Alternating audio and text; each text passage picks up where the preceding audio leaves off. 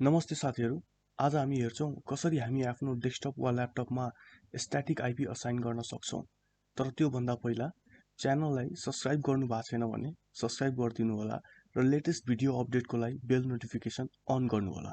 ढिलो नगर्दै video start गरौँ। पहिला हामी कमान्ड प्रम्प्ट खोलेर अहिले असाइन भएको डाइनामिक आइपी हेर्छौं। कमान्ड प्रम्प्ट खोल्नको लागि विन्डोज आर गरेर सीएमडी लेख्नु होला र इन्टर गर्नु होला। कमान्ड प्रम्प्ट खुलिसकेको छ। म अलि जुम गरिदिन्छु।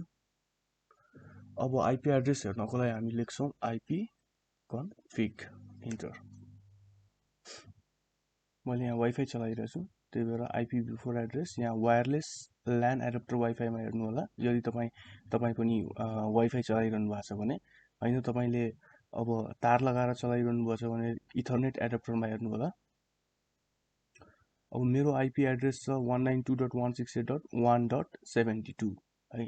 अब यो चाहिँ डाइनामिक आइपी हो हैन।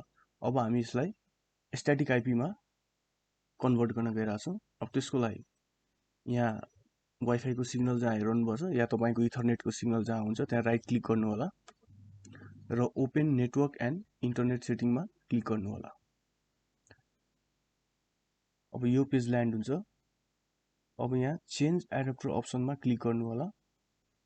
यहाँ क्लिक गरिसकेपछि हेर्न सक्नुहुन्छ तपाई, मैले वाइफाई चलाइरहेको छु भने वाइफाईलाई सिलेक्ट गरेर म राइट क्लिक गर्छु र प्रोपर्टिजमा जान्छु र यहाँ इन्टरनेट प्रोटोकल भर्जन 4 टिसिपी आइपीभी4 मा सिलेक्ट गरेर प्रोपर्टिजमा क्लिक गर्छु।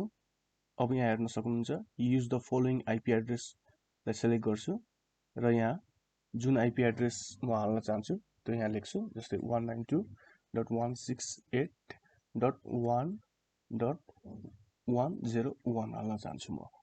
अब यो सबनेट टास्कमा क्लिक गर्नु होला। यो अटोमेटिक फिल हुन्छ है। फिल भइसकेपछि यसलाई ओके गरिदिनु होला र यसलाई क्लोज गरिदिनु होला।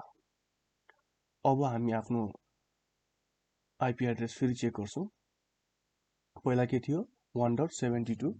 अब लेख्छु आइपी कन्फिग इन्टर।